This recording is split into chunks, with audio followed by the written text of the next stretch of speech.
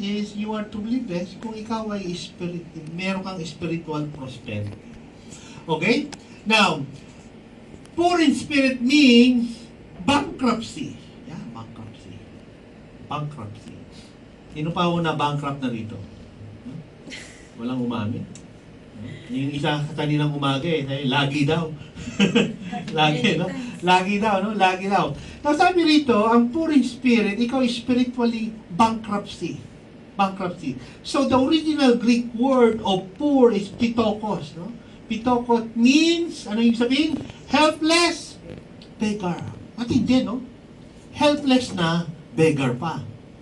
Kaya pinaghiwalay ko po yan, no? Para lalo po natin maintindihan, helpless but beggar. Kasi may mga helpless na tao, hindi nanlilimos.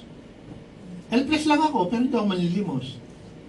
Nakuha niyo po yun? Pag ikaw ay beggar, alam niyo po, pag pumunta po kami rito, pag kami naglalagas sa Tune 1, doon sa footbridge, pababa, there will be a time na merong beggar. Naalala ko, merong putol na kamay.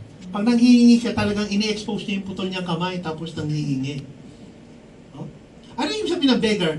Beggar means actively asking for help. For what? To survive. Yung mga nanlilimos, hindi naman nanlilimos yan, para ano? Kung ideal na pulubi yan, nanlilimos yan, para makasurvive sila for that day. No? Ikaw ay helpless na wala ka nang magawa. Pero ikaw ay nagbebeg dahil wala ka nang magagawa talaga, di ba?